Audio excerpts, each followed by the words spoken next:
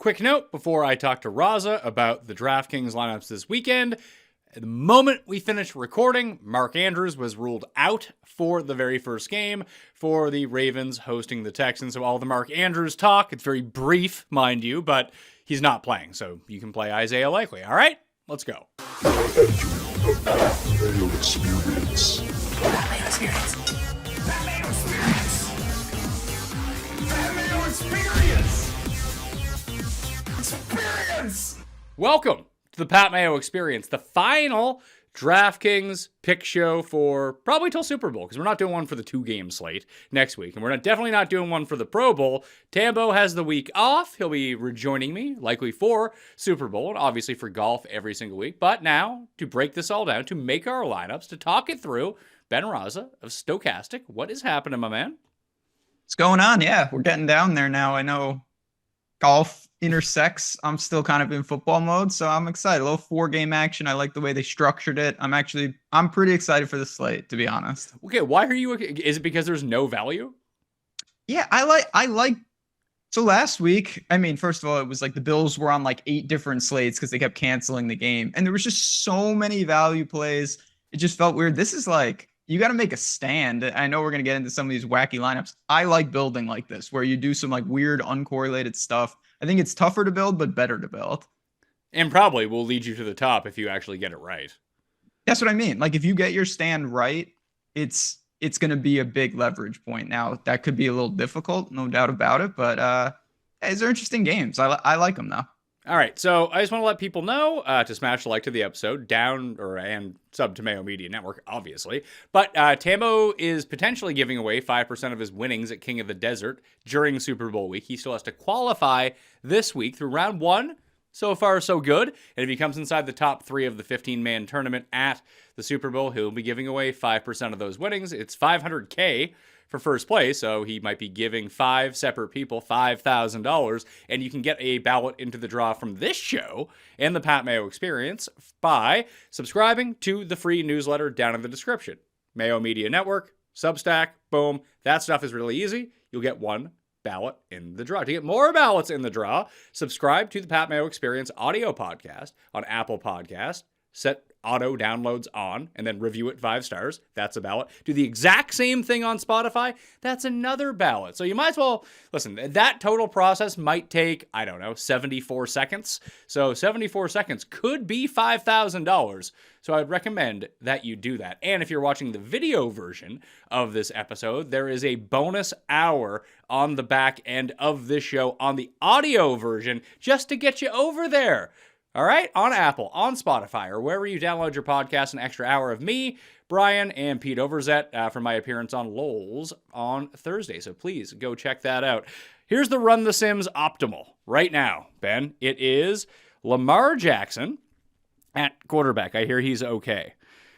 McCaffrey, James Cook, your 2 running backs. Nico Collins, Josh Reynolds, Jameson Williams. So at 37 and 36, that's where you're saving your money at this point. And then you have Travis Kelce at 6,000, Shakir at 38, and then you have Bills D at $2,800. What do you make of the optimal?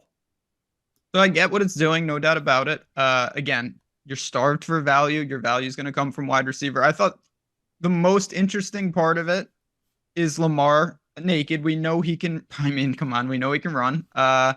But it's going to be the Mark Andrews situation, or if you want to make a skinny with him, that's going to be really, I think, a fascinating decision point for this slate. Whether you go to him over Kelce and upgrade somewhere, or do you say, you know what, I'm gonna be unique and maybe just play Lamar alone and hope he runs it in a couple times. Kelce hasn't been worth playing on DraftKings since week 7 against the Chargers. Sounds about right, because I think I've played him now 12 straight weeks right after that game. So yeah, he had 38.9 points in that game. He has not scored over 20 cents, and he has not scored over 16.4 cents, and that was in week 11. Like, if I get that his salary continues to come down, he's only $6,000 now, but even at $6,000, like the opportunity cost at tight end of what you have to pay for him versus what you can, like, that is a place where you can save money this week, isn't it? Definitely. You can go, I mean, Kate Otten had double-digit targets last week. He's $3,500, and people are going to do that. There's no doubt about it. Now Kelsey, for what it's worth, he had at least a good target share. Him and Rice and Pacheco seem like the only guys they're comfortable with in that offense at this point, in between the Hail Marys to Hardman that don't work. So yeah, I mean, I get it, but you're going to see people pay down at tight end because they need to pay down at tight end. All right, so let's enter this one. Throw that one into the $5 flea flicker. I mean, me and everyone at runthesims.com can ride the train on the optimal if they decide to run the optimal. I guess it's based on simulation, so not everyone's getting the same optimal, so I guess that doesn't even make any sense. But, I know how stuff works, Ben. I understand how sims work. And if you want to do that too, code Mayo at Run the Sims, you get the full prop sniper with all the DFS package to go along with it as well. Good prop week. Have you looked into props yet?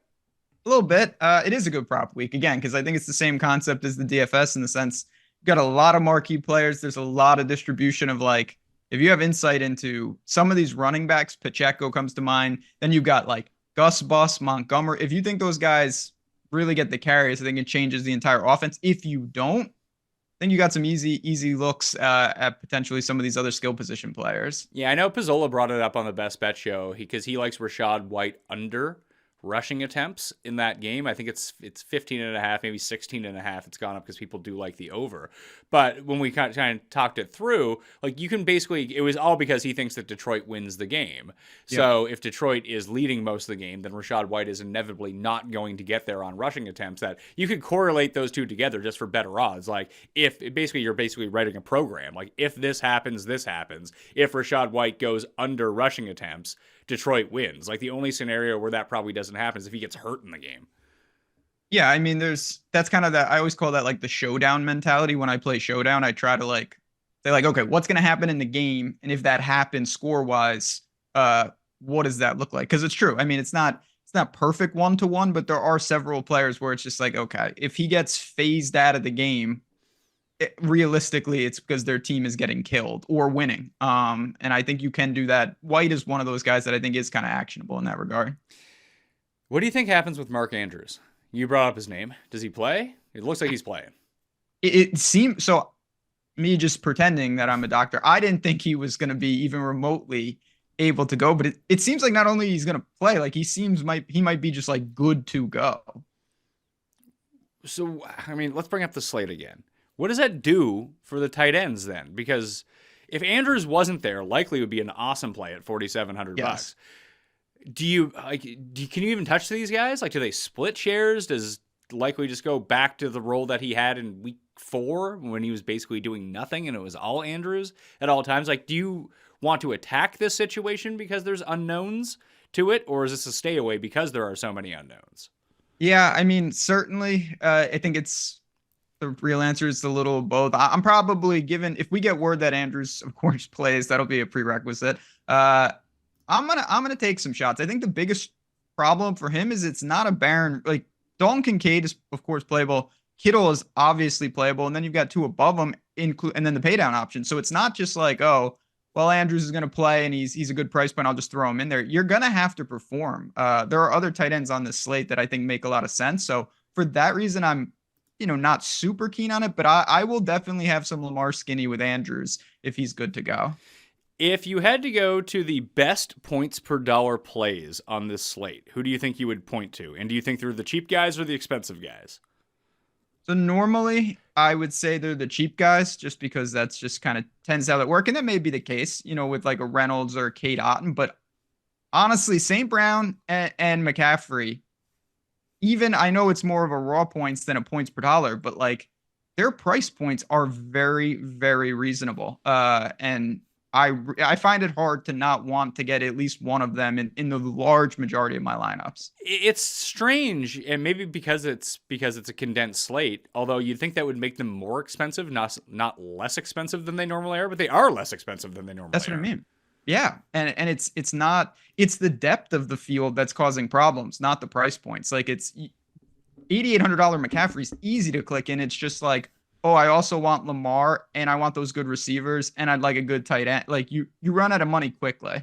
Well, let's try to work on the top end because McCaffrey, we're going to throw quarterbacks out for a second. McCaffrey is the highest rated points per dollar play per Run the Sims right now of any player, any skill player on the slate. After that, it's actually Shakir at $3,800 bucks.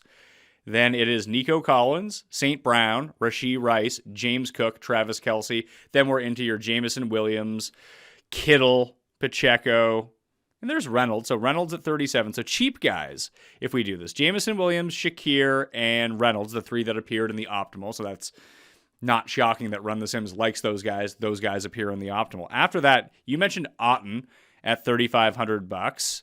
He's one that's, he's not high up on the list, but he is the next one. So there's not a lot going on here. What do you do like with guys in bad spots? Like if we do want to get different, because I think that the optimal that we threw in, like you're going to see some variation of that if you want to. And I legit know no one's going to play Mecole Hardman. So you might as well just play him because he'll get 80-yard passes down the field, all of which he'll probably drop. But yes, like he is a legitimate slate breaker. It feels like if things actually go his way or he gets 0 points. Yeah, I mean, it's been one of those, MVS had that role for quite a while, and now Hardman is taking over that role. It only takes one. It probably won't happen, but we saw it last week. It's so close, and you don't need volume. So I get it. I think for me, where it gets super interesting is everybody wanted to play Aaron Jones last week. Everyone, I liked them. Society liked them. You had 3 touchdowns, and now it seems like everyone is just like, okay, yeah, that's not happening this week. Like, I want McCaffrey, and then I'll take someone else. I wonder how popular Aaron Jones will be and how big of a leverage if you can stomach going against that Niners front. Well, how do you do it? Like, what's the way, like, to get access to that game? Do you want to do this game by game or position by position? Because this might be a good exercise to be able to talk about each of the teams, and then we can construct lineups around that. Yeah, I mean, typically, just how I normally do it, I usually go game by game with stuff on smaller slates. Okay, so let's do that, because we'll go Houston, Baltimore to start, because that's the first game. Do you like to load up on the first game on a small slate? And the Pat Mayo Experience Listeners League has like 150 spots left. The link is down in the description. It is for this 4-game slate. That's why we're talking about this, because the dynamics of a 2-game slate, which you can probably play, or the showdown slates, are going to be completely different. There are tools at Run the Sims, code Mayo for that discount, for all of that. You can run Sims on all of these slates, all the individual slates if you really want to. So you can go check that out and dig more into it, because we're just going to be talking about the 4-game slate on this show. So Houston and Baltimore, no Noah Brown in this game. He was placed on IR after kind of gutting it out last week, but it was very clear that he wasn't healthy. On the Houston side, what interest do you have? Because I don't like Devin Singletary, but he's cheap. He gets all their carries, and if it's just a wonky game, he could be the running back that you need. I do like Singletary. You mentioned he's matchup proof, he's game script proof. It doesn't mean it's just automatically going to work, but he's going to have opportunities, even if they get blown out. Obviously, Nico Collins. I think where it gets interesting for Houston is who's third. Is it Schultz? Is it like Robert Woods? Like where are we going there, if any? I think I'm going to keep my Houston exposure probably pretty limited, and that includes Stroud. I don't have a lot of interest in Houston stacks. So when we go through like how everything is going to work out in this game, like I assume you're on board with everyone. Baltimore's like a double-digit favorite. They're like 9.5, 10 points, depending on where you look. That obviously they think that Baltimore is going to score points in this game, but it's going to be cold. It looks like it's going to be pretty windy. I could just see not a lot. Like if the scoring's going to come in this game, I could weirdly see it being on the ground. Yeah, which, typically when it's on the ground, that hurts the totality of the game. It's siloed points, like Gus Edwards style. He kills everybody else in the game. So on a macro level, it's only 4 games. I don't like this game a ton. I think you're looking at, of course, if you want to go to Lamar, you can always do that, but there's not that much else. And Gus Edwards, he's someone that he kind of he exists on his own. He's not a great complementary piece to anything. I would actually say Justice Hill is worth a look in this game, because if everything plays out like I think it might, and what we've seen from Justice Hill basically since Keaton Mitchell went down is that he actually gets some run. Like the first play of every game is a design pass to Justice Hill. Just happens. Like if you can bet that, bet that. That'll be the Ravens' first offensive play. But you can see, after doing nothing for weeks, because Keaton Mitchell became a part of this offense, 3 targets, 3 catches, 5 targets. He had 10 targets against Pittsburgh in Week 18. I would say that's indicative of what's going on. But the 2 games before, when they were scoring points, 56 and 33, Lamar's throwing to him out of the backfield. He's not going to get the catches. You have to kind of hope that he either scores on a reception, like when he scored on that wheel route against the Dolphins, or you have to go under the impression that he might be able to sneak a goal line carry away from Gus. If Gus gets stopped on the 1 yard line, they come in with a new package and they just give him a draw up the middle. Or Gus gets hurt, something like that. Of all the players in this game, I think this is where I would be going to try to find some value. The problem is most of the value is at receiver and tight end. Yep. And it might feel like you need 2 high-end running backs, and that just using Justice Hill is a terrible decision. That's where it gets really tricky. The opportunity cost of running back this week in particular, I think is really high. And the value for running back is like you mentioned, it's like Justice Hill, circa 5,000, not 3,500. That doesn't work. That doesn't exist with running backs. So it's an interesting game. The one guy that I don't have a great feel for, but I haven't seen a lot of interest or buzz, and it's early, but Zay Flowers is just there. He's 6K. He's still Zay Flowers. He's got explosive ability. He doesn't feel underpriced, but maybe he is just given his role. And particularly, we don't know what's going on with Andrews yet. I have some Zay Flowers interest. He could be another attachment to Lamar for me. Well, is that the way that you would build it out? Well, so let's try to build out Lamar a little bit, just as we kind of go through. We don't need to play this lineup in particular, but we can go Flowers with Lamar and just see where that puts us for what we have left. So we can go, there we go, let's go Flowers. Is there anyone else from this that we want to throw in? Like, you could get Beckham for 46, Bateman. I mean, in my mind, Aguilar is a lot better than he actually does, but 4 for 10 or 3 for 10, 2 for 18. Yeah, touchdown in the 3 for 10 game. Not enough there really to go for it. Like, I guess Lamar probably would be the play. Or is there, John Mechie at 3,400. I've been playing Xavier Hutchinson for weeks, and he sucks. But he had 2 catches last week. 2 catches, 1 catch, 2 catch, 1 catch. Probably not going to go there. Is there, like, would you throw Collins into this? Would you throw Singletary into this, or just play those 2? I think if I was going to play a third, it would be Singletary or Robert Woods as just a complete, like, if you go with that, then you've already leveraged. You can kind of do what you want. I think Singletary would be my most reasonable play, but at the same time, I don't think you need to force in any Houston if you want. I think a skinny Lamar with no run back is completely fine. Okay, so we can keep that one in for the moment. So do we want to play any Texans, I guess is the question. It would be Singletary or pass for me. So nothing from the passing. Like, you don't want to go a full out Stroud blitz here, because I don't think very many people are going to be doing that. But like, when you start thinking it through a little bit, they're 10-point dogs in the game. And I guess that maybe because of the total that we're thinking that this might end up being something like, 17-7 would be the final score. Or 20-10. And the Texans, it's not so much that the Ravens are going to blow them out. It's that the Texans just aren't going to score. Very similar to this game that we saw in week 1 that was in Baltimore. Although I think Stroud's a lot better now, despite missing a few more of his weapons at this time. But if they are 10-point dogs, this could be Stroud throwing the ball up 55 times.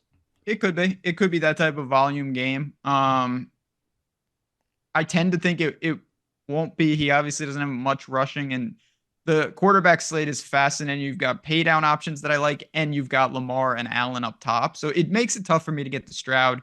I'd rather take a piece of Houston than Houston itself. All right, so we'll throw Singletary in for now into this lineup, and we'll move on to Green Bay and San Francisco.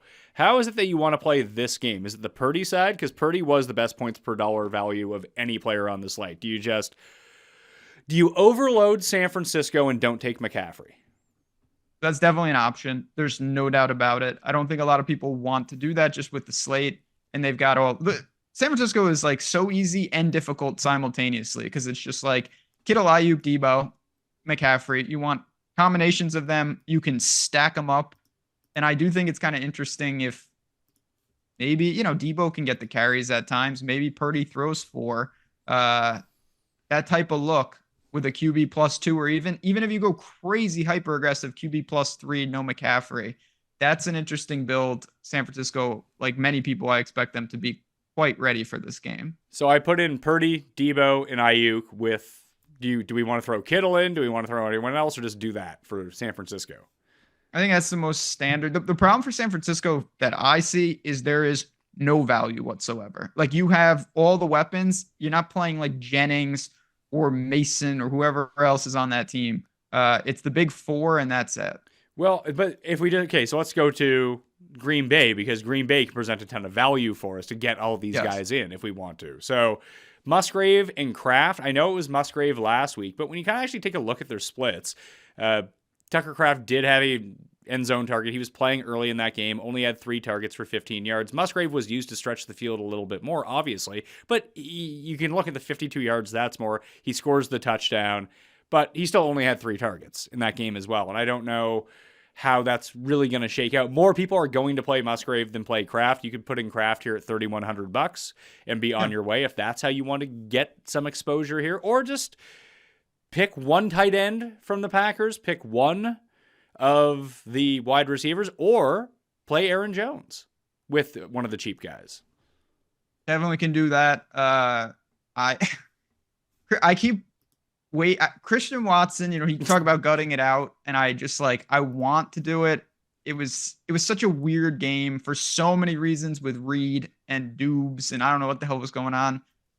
I do think Green Bay is the type of team to take some shots with. Their weapons, there's no consensus on what's going on. Musgrave and Dubes, I think that was more an exception than the rule. Aaron Jones is great. Yeah, I'm willing to take some shots here, and I think I would take some shots with going back to Reed, or punting, or going Aaron Jones. I think those are the ways you can leverage a little bit. Oh, I almost put an AJ Dillon. It's funny that you can almost correlate 1v1.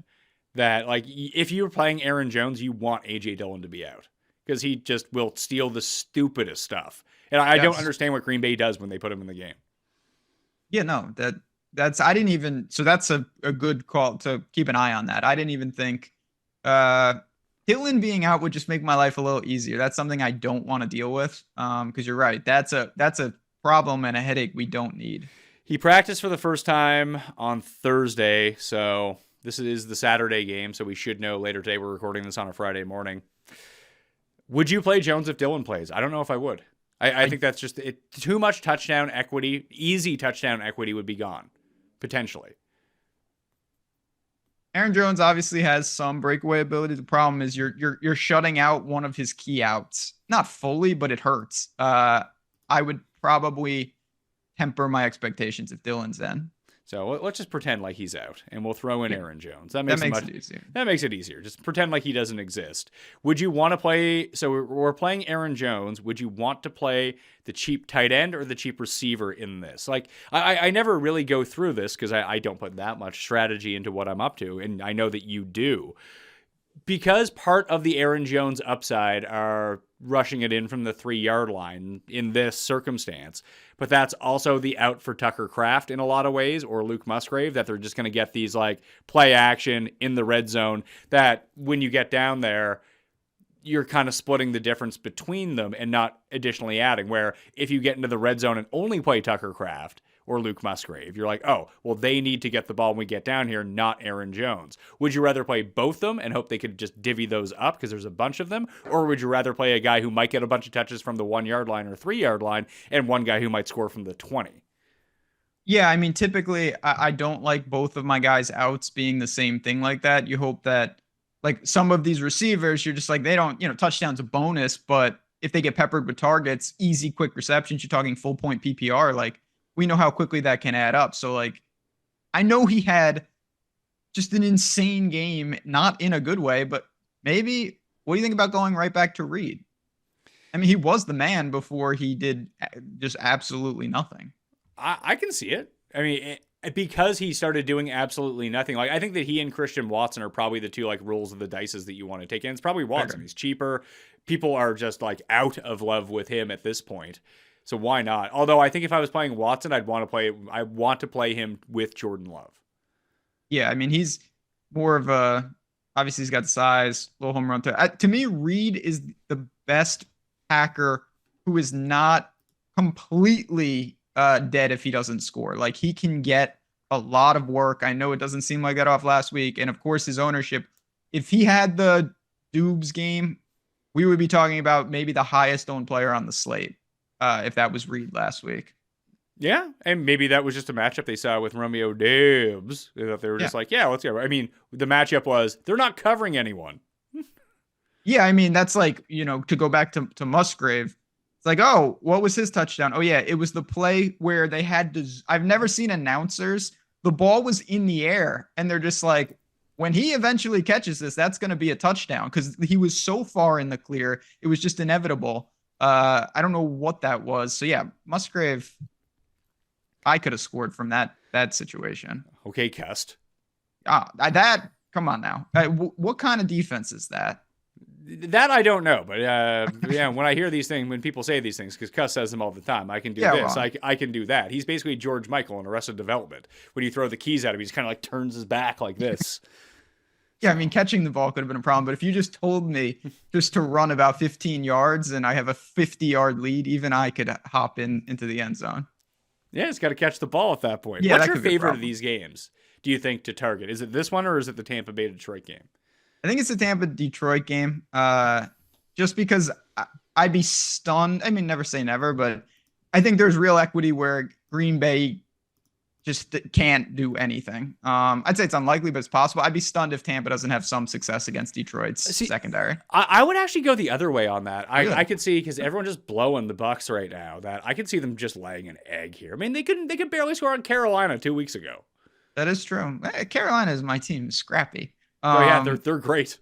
Yeah, they're right on the cusp of winning 4 games next year. Detroit secondary, now Stafford is, I mean, he's a cyborg because he's always injured and still gets the throws. I expect some of these Tampa Bay guys, particularly Evans, to have a big bounce back week. I would agree that I think that Evans has the big bounce back week. That was actually my gold pick on the best bet show, was him over 69.5 yards. Yeah, I like that. But I don't know, now that they've put in David Moore and they're using Trey Palmer, and watch like Devin Tompkins, I think that's his name, the little 83 on the Bucks that I just watch. He goes down every single week. I could just see it being Evans. Like Godwin, you never know what the fuck's going to happen with him. I would almost rather take the other side of this game. So let's try to build that one out. We'll take the Goof and St. Brown, because I don't think anyone's playing Goff, are they? I don't know about a ton of people, and I think this is where you can save. You're not saving money, but it's not as bad because you're paying $6,300 for your quarterback, which is nice. What if we just go Goff with St. Brown, Rashad White, Mike Evans, and then we figure out a way to work in one of those value guys? I think I would prefer Josh Reynolds to Jamison Williams. Yeah, see, this is a nice build. It's an easy build. QB +2, double run back, good game. You still have a punt tight end if you want to pay down. You have a running back spot open. You can do whatever, punt defense. Defense is irrelevant. You still have plenty of money left like this. The problem with this is, do you have a preference between Gibbs and Montgomery? Like, do you think that they should be in this? So I do think that you can I think you can do Goff +3. I think you could kick out White and go to Gibbs. White just Gibbs, have Evans. Then do I play Otten at tight end? You could play Otten as the relief. Yeah, that's what I was thinking. Or yeah. Okay. That leaves us with $4,800. Yeah. For the rest, for a running back, a flex, and a defense. Let's check a defense in there, just very briefly, and try to see where do we want to go with defense overall on this slate. Do you have a preference? Not really. I guess if I, all things being equal, Buffalo or Kansas City would be my thought. Yeah, Chiefs because they're cheaper. I could see Packers as well. Like, you run the risk of getting a negative with them, but like we've seen Purdy have like 2 really off games this year, and when he gets off and like off his spot and he doesn't have it, he's really bad. Oh, there's no doubt about that. It's when it goes bad, it goes bad. I think. But I like taking the shitty defense that no one wants to play on these slates. You can. I mean, like I played the Packers last forever week against Dallas. Exactly. They were like Packers 3% owned. Yeah, and they could have had like 4 touchdowns. 59.50. Yeah, you can do a lot here. So what do we do with the rest of this lineup then? We go. What do you make of Laporta versus the tight ends? Like, he had the 3 catches. He was clearly still hurt last week. Oh yeah, he was clearly still hurt. I think he's definitely playable, and he's kind of the either or with like a Gibbs. He's going to be in this. Yeah, I'm not going QB +4, but yeah, he could have factored in here, and then we would have done something different. Yeah, there you go. You can twist with Hill and Nico. Done. There it is. Yeah. Although I'd want to move. Yeah, put them. for the Sunday game. Nico into wide receiver. Amon-Ra as my flex, in case I need to make some adjustments. I don't know if I love that. I guess that's the one thing about adding in Gibbs to this, that you have Gibbs and Hill. I mean, both of those could be terrible options. Although it's not that I don't trust Gibbs. Gibbs is fine, but it could just be a different path in this game, or Montgomery rushes in 3 touchdowns from the one. You're like, oh, yeah, I chose poorly on this one. Yeah. But we're loading up. At least I feel like at least Gibbs correlates a little bit with Goff, that he will catch passes. So we've overloaded. We just basically, I think this bet is that this is the game that scores 65 points and none of the other games get above 44. That's all you want to do with a lineup like this. You're just telling a story. There's easy ways to deconstruct this backwards. Like you can kick out Gibbs and go to Cook or Pacheco. You can upgrade Hill to Singletary. You can kick out Nico, and immediately your lineup looks a lot less aggressive and it works fine. I don't think anyone's going to play Singletary, man. Yeah, I agree. And like I said, I know Nico is amazing, but it's totally different. Now we're talking this lineup. Singletary and Zay? Yeah. Yeah, I like that bet. I like that better than Hill. So do I. Hill and Nico. All right. Not bad. That's a nice lineup. This is I remember the last time I did a football show with you, we had a small slate and we were doing mega mind, borderline disturbing things. And then that lineup ended up being, it was Addison who had 60 points. Yeah. I won a bunch of money on that lineup. Yeah, that was my only useful lineup. I forgot it even existed. Yeah, because we were just like, no one's going to play Addison. What if we play Addison? Yeah, Mullins, and Addison. If you do want to shore this up a little bit, you could play this same lineup 2 ways. You could play this lineup with Packers D, but there is $200 left over. You can get up to Bills D or Chiefs D if you want to. I doubt in this lineup you want to play Bucks D, but it's there for the taking if you want it.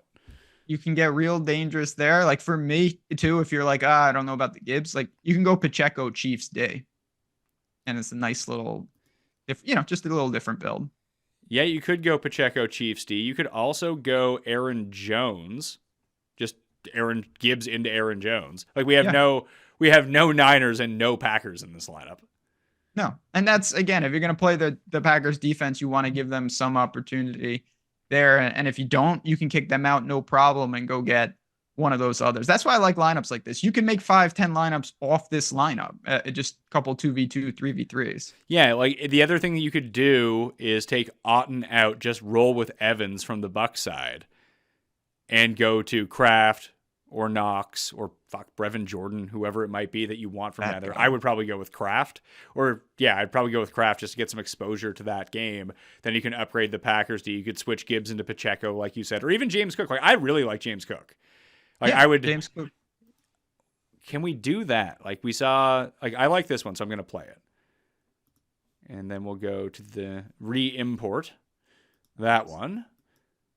And I guess we can move on. We got nothing I think the Bucks stack makes too much sense. Who would be it would be Baker with Evans and who? Would it be Otton or would it be Godwin or Palmer? I would assume everyone is going to go Baker, Evans, Otton. I think that Godwin to me is kind of a cool piece. Maybe White in there. That's where it gets a little. Yeah, White actually isn't all that bad in there because he just might catch a bunch of passes. He might catch a bunch of passes, exactly. So that's where I think you want to at least consider being a little different, because everyone's going to be, pay down with Baker, pay down with Otton, go get Evans, twist with St. Brown and the bring back and build like that. And I get it, but I also don't love it. So we can do this now. We can go Cook and Pacheco against each other in that game. We take out Gibbs, and because we still have a Goff double with Reynolds and Amon-Ra. And you can play around, you can turn Reynolds into Jameson Williams and save yourself some money if you want to. I just prefer Reynolds in that spot for me. Where do we go here? We take Zay Flowers out. And 5,800, you get Romeo Doubs. We can go to flex if we want to. We could actually probably put Singletary back in. You can put Amon-Ra back in at receiver, and then you can play Singletary. I'd move Pacheco. We can work around the flex. Mm-hmm. And then you could upgrade if you wanted to. So let's try that. Let's go Singletary in the flex. Amon-Ra as a receiver, and then you can move Packers up to Chiefs, and you have James Cook going against it, but you have Pacheco and Chiefs. That's all right. Yeah, and I would say it's not a crazy thing, but like using 3 running backs on a slate where I think most people want that flex for a pay down wide receiver is an interesting build without McCaffrey. The number of teams that use 3 running backs and one of them's not McCaffrey, I'd say is going to be pretty low. That's what I mean. Has full fading McCaffrey on a slate really paid dividends this year? I mean, there were times. The tricky thing is the 8,800. There were times where McCaffrey had good games, but you didn't really need him on like a 13-game slate because it was just like, oh, there were 3 running backs that went for 27 in their own right. Now, if raw points wise, he gives you a big number. If the value hits, you're gonna need him, and it's someone obviously I still want to focus on, but not on every build. You can get away with that in tournaments if you want to mix it up. Do you think that we can build that same lineup and try to figure out a way to get in McCaffrey? Oh yeah, I think dump Pacheco.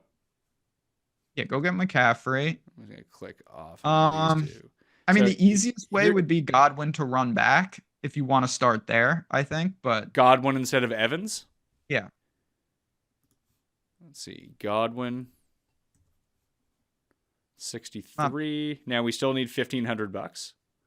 Justice Hill. Boom. Done. Works perfectly. Does it actually? If you kick out Cook. You can keep Cook to who?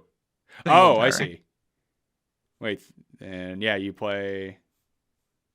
Oh yeah, that actually does work out on the dot.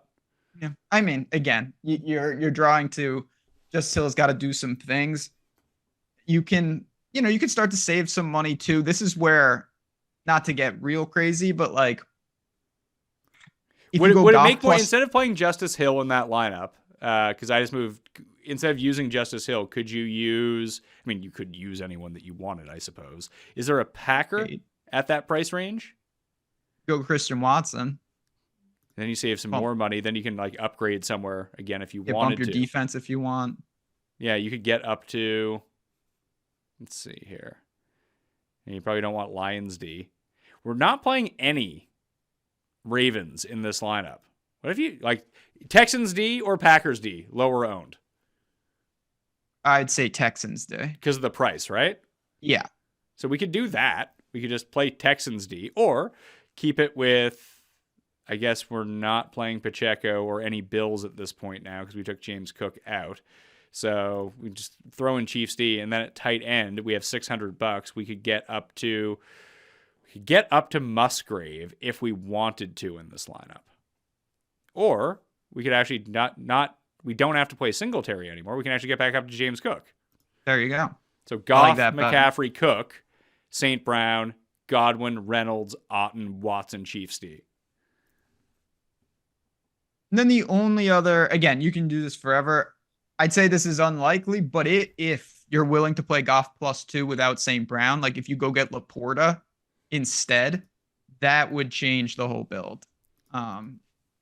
You can do a lot of weird stuff if you do that and you survive without St. Brown. So that gives us $5,800 now left over if we just make that switch. So we can move Christian Watson as a wide receiver into that mode. Or I was Singletary on every lineup. My God, he always works. Yeah, he maybe he'll end up being way higher owned than maybe we think.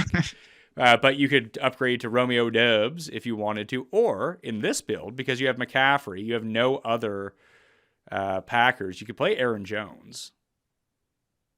If that's the way that you wanted to get tricky, then at $3,300 for a receiver, I feel like there was someone. Bo Melton, not Shake Melton, Bo Melton. Oh, no, it was that loser on Kansas City. Hardman? Yeah. And just roll the dice there. And then you can take Chiefs D out. We have no Ravens. We have no Texans. And you can play Texans D just to get tricky. This lineup, this is what I'm talking about. This is the lineup like someone will, I'll win $1 million with this lineup. People are like, look how bad this guy is. Yeah. It's like, yeah, that's what it takes sometimes. This type of lineup, again, because you have so many, nothing, stupid, well, relative, but like no St. Brown, if you survive that, it opens it up, and you can still save some money. Like you mentioned, Jamison Williams, you can always do that and move your defense around, get an extra $100 there. There are other ways to do it, but I like this build with the non-Evans run back on a Lions stack. It's a creepy looking lineup. Yeah, this is like we're teetering. All right, well, we still got one more game to go through here. Bills passing game with the receivers has to be a part that no one's playing. I think finally I might be the only one left on Diggs. He doesn't even have an island, but just I've tried, and it seems like everyone's giving up. And even here, I want to do that because I think most people are going to go. I mean, Josh Allen's a tank. We know we can do that. You got Shakir as a pay down. You've got Kincaid. You've got Cook. How many people are just going to go like Allen Diggs? Is anyone? No one. No one, right? Allen. Are we getting Gabe Davis back? We're not, right? That's another one where it's like my life would be a lot easier if he just doesn't play. He didn't practice on Thursday. I guess we'll check the Friday report. Allen and Diggs. Who do you play the other side with? And do you put in Shakir just cause? Or I Knox, think you can or Kincaid? I do think you can do that, particularly if you need some salary. I think this, Rice has just performed. His target share is massive. His price is still not what I think it should be. Okay. I mean, that we haven't put Rice into any of these lineups. He's no Devin Singletary according to our lineups, but yeah, with Allen being 8,000, it does limit what you're up to right away. 100%. This is why Shakir can be so important in a lineup like this, especially if you don't want to go like Hardman again or Sherfield. Don't go Hardy. Well, I can try to figure this out. Let's see here. If you go with receiver, and a receiver run back. I'm just going to see if I can find, like on Run the Sims, there's a stacks tool. So I'm using that right now. God, Deontay Hardy. Oh, Josh Allen, Steph Diggs, Shakir, Rashee Rice. Which I say I want that at 100% exposure. All right. And let's see what the rest of the optimal generates around that. Generate lineups. Of course, I only have one built in. Settings, number of lineups. Let's go with 20. And now see. Generate lineups. Okay, so the lineup, it jams in McCaffrey. Okay. McCaffrey, really? Yeah, McCaffrey and Aaron Jones are the two running backs in this lineup somehow. This seems not possible. Jamison Williams.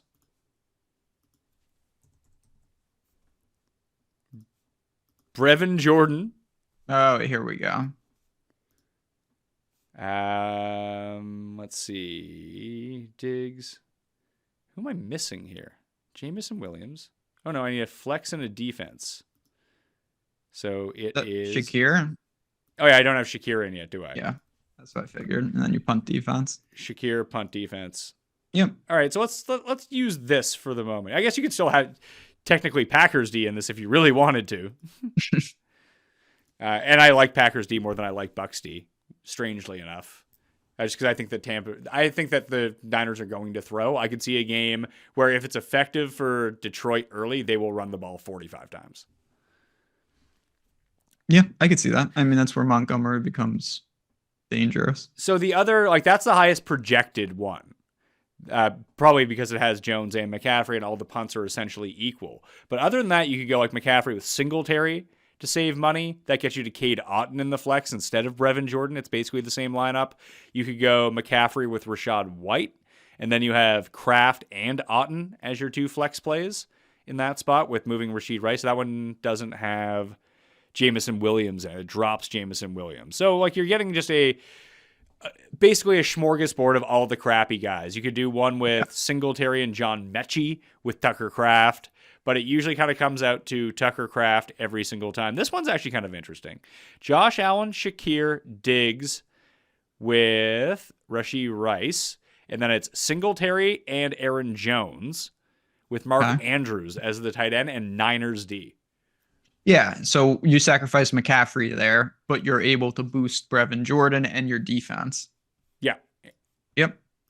And I don't think that's a route that many would take. And that's a very interesting way because we talked about it last week, like, because everyone wanted to stack up the Cowboys teams, the Cowboys like offense last week, right? Yep. So when Tambo and I talked it through, it was like, how does CeeDee Lamb not get there? And like Dak still could. And we all just kind of came to it's like, well, if their defense scores like 2 touchdowns, then these guys aren't doing anything. So if San Francisco's defense, I mean, it's not like, I know that he's been out for 2 weeks resting this calf injury, but if they get up, like if this game just goes pure blind, now everyone like is willing the Packers to be good in this game, but if they just get up like 28-0, it's Elijah Mitchell time. Yeah. And again, when you're talking about price points like that, there's a huge gray area where Christian McCaffrey has a good game, a game that we would kill for Singletary to have, and it's not overly useful. That would be the out, right? Yes. Like he just has he could be the highest scoring running back, but he scores 21 points. Correct. Like that's, of course, there's always like he could get hurt. He could just have a true outlier game. But I think you're drawing mostly to he just has a solid game, but the other running backs keep within distance. And the difference between like Brevin Jordan and Mark Andrews could be 20 points. Like that's where you separate potentially. Yes. So Mark Andrews, who am I missing here? Singletary, Josh Allen, Singletary, Aaron Jones. Okay, I got those. Rashee Rice, Shakir, Diggs, Jamison Williams, Mark Andrews, and 49ers D. Yep. Because Mark Andrews isn't all that much money. That's why. I don't know if I can play Mark Andrews. I mean, but if you wanted to, you could go. I mean, I think this is very aggressive. You could go extreme Bills onslaught and go Kincaid. You could. Then you play Niners D, and hopefully that X's out. Yeah. I feel like there's something here. And you know what I can do easily with this one? I can just get rid of Jamison Williams and play Josh Reynolds instead. Yeah. Yep. Just making my life a lot easier. Just because I would rather just bet Jamison Williams under 1.5 catches over 50 yards. That's just what I'd rather do with him every single week. It pays like 20-1. Yeah, I hear that. I mean, that's what you're drawing to. So yeah, like that's the out. And I'd rather get paid on it on a bet because even if I play Jamison Williams, and it does seem like people are playing him this week, right? Oh, definitely. That even if I get him right, that doesn't mean I actually win money. No. And I will say, just to go backwards, if you want to go Jamison Williams in this lineup and you say this is too much, you can go Diggs. You can go right to Evans if you want. Oh, yeah, you're right. Which is, again, less risk, but just a different build. So I don't mind that either. You can do that, or on defense, we can play Ravens D here. Yeah. I know that we're playing Singletary, but do you like the Ravens D or the Niners D better? I think just because of the Packers side, I like the Niners D better. Yeah, let's do that. No, I don't have. I'm missing. Yeah, we have to play Jamison Williams, right? Yeah, you have to play Jamison Williams, or you could go get who's the $3,300 defense. It is the Lions. So moving to Mike Evans doesn't make a ton of sense there. No, not really. Yeah, so let's put Diggs back in. You could play the Texans defense again. I'm telling you, like at least we have it with Singletary if we were doing it. I mean, you can absolutely do that. No. And it's defense. No one can predict these things. Like defense just one is lawless. Lamar slips. Andrews re-aggravates whatever his injury is and just collapses on the ground after a catch and drops the ball. Someone runs back with it. Like these are the outs that you're playing for a touchdown. What's that? Like a punt block for a touchdown. Like anything it's all mass stupidity. All right, so let's do that. Let's go Evans, Texans. Now we have $400 left. We want it. What can we do at tight end with that money? We can play Kittle. Instead of Kincaid. Kittle, yeah. But now you're trying to Josh Allen running a couple in, which isn't impossible, but it's just a different build. Yeah, we just have Shakir with him, so it's either throw to Shakir. I actually think I would rather play Knox at that point, and hopefully he throws to Knox or runs it in, and then we can have a $6,000 flex if we wanted to. Hey, Zay Flowers, yeah. Kelsey, or Kelsey, yeah. Edwards. The first talk of Edwards that we've had, although it would be against our vaunted Texans defense. Yeah, that I wouldn't want to do. Yeah, this becomes trickier now. You could, I'm ballparking this. If you kick out Jones and go Cook, could you go Edwards and then the Niners D? You could, or you could just play Pacheco. Or that would be probably a better idea. And that kind of brings us back to the onslaught that we had in this game to begin with. See, this is nice. You got a 3-2. You've got a nice little twist. You've got Evans and Reynolds. You've got Singletary in your Texans D. Enter. I feel like all these lineups are perfect, and they're dead. They're dead. 72 points max. Oh, yeah. When you see the train of like the last place lineups, you'll know that there are lineups. That's always how it goes, though. I've had a good couple of weeks on DraftKings, so I'm due to. I looked at round 1 of American Express, although I have no idea if that. I always joke about this, not to turn this into a golf show. No, it wasn't. We're done football. People want to tune out for football. We're going to talk about golf scoring. If you just want to skip ahead on the audio podcast and get to me, Pete, and Brick, you can do that as well. It's all time coded, people. You can figure this part out. But this was a fucking travesty. You know what? I'll probably cut this into a shorter type show. That's it. Now I get 2 videos out of it. Genius, Rasa. Genius as we go through this. But I can't believe Shot Tracker was so bad. Like this is what I expect from the Corn Ferry Tour in Bahamas.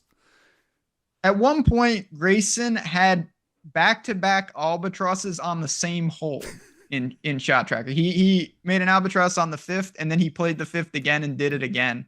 There were Fuzzy Dunlop was like winning at one point. There were so many made up players at the top, truly made up guys. Like I don't know where these guys came from.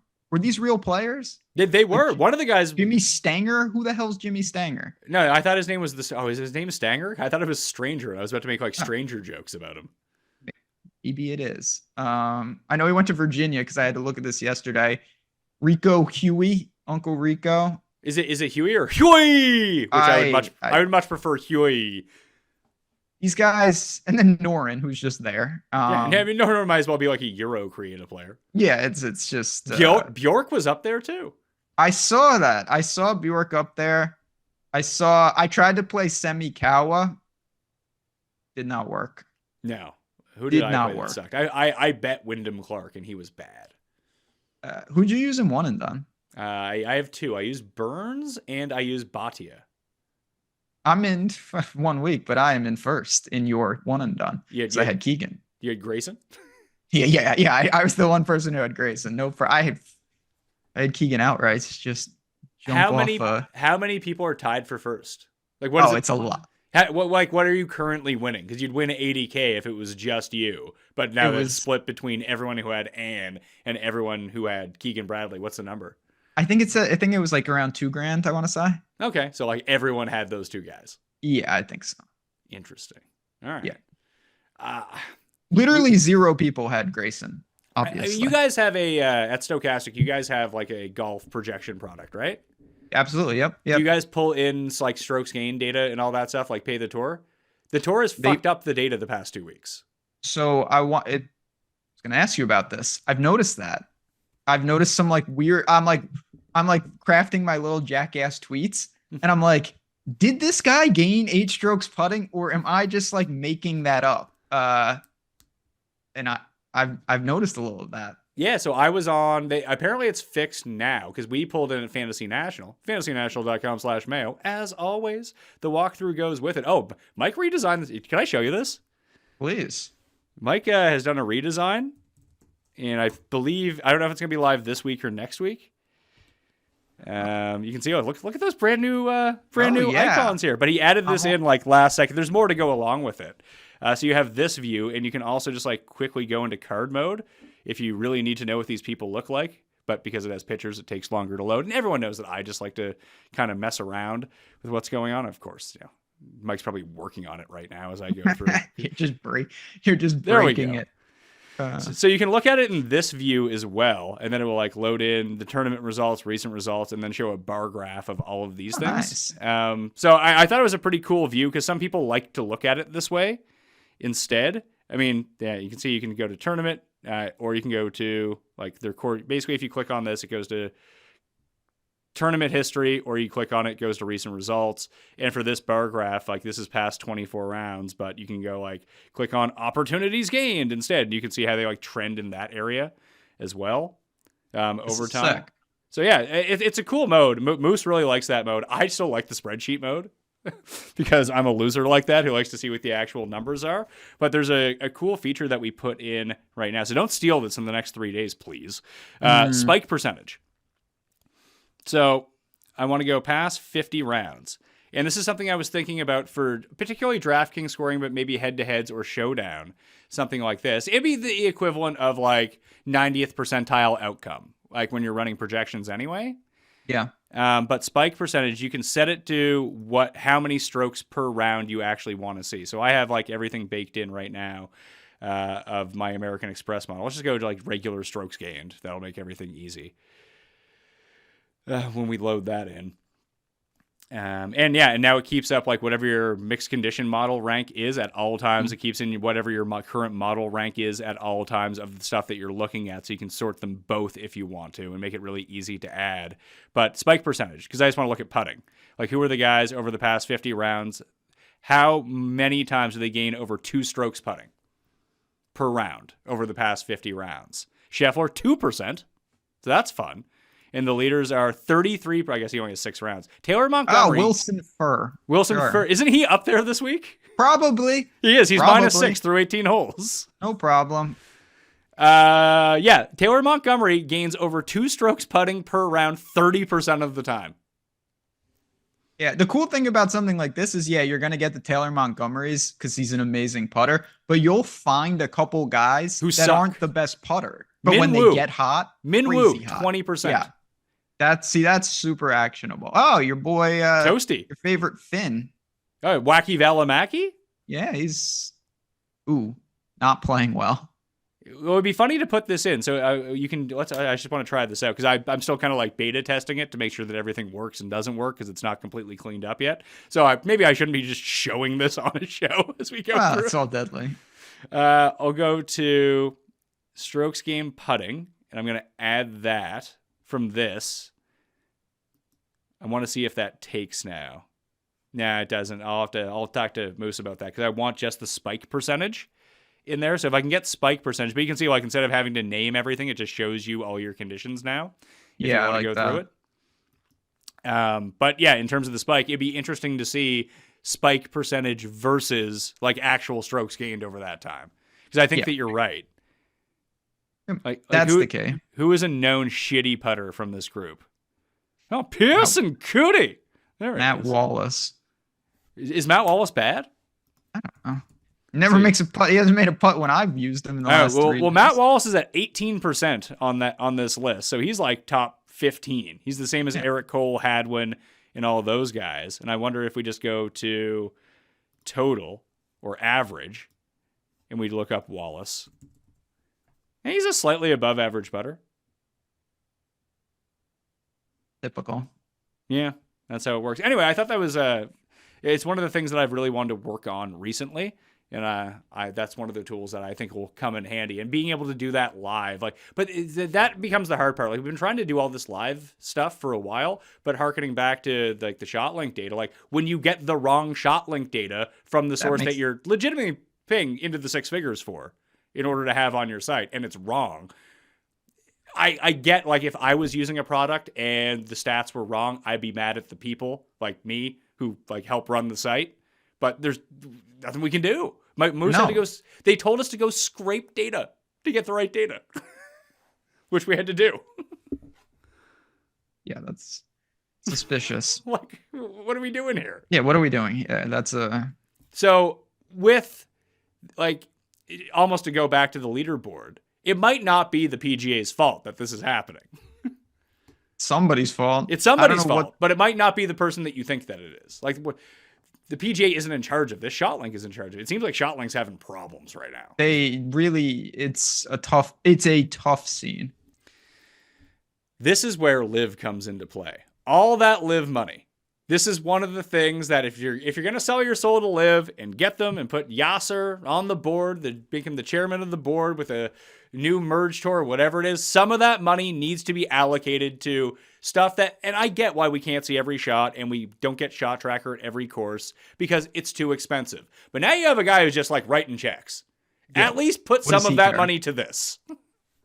Yeah, we should be getting like golden drones attached to every group. Like, I don't want to hear it. So me, yeah, like I said, I'm not going to get into the live stuff, but get me good shot tracker. That would go a long way in me paying attention because I never pay attention. You could do that. And like, I think we've talked through like different versions of this over the years, that I think you could have a radio feed that is like kind of like following the players that you want, that I think people might be into. It's not as good. I mean, just put a fucking camera on that guy's hat or something.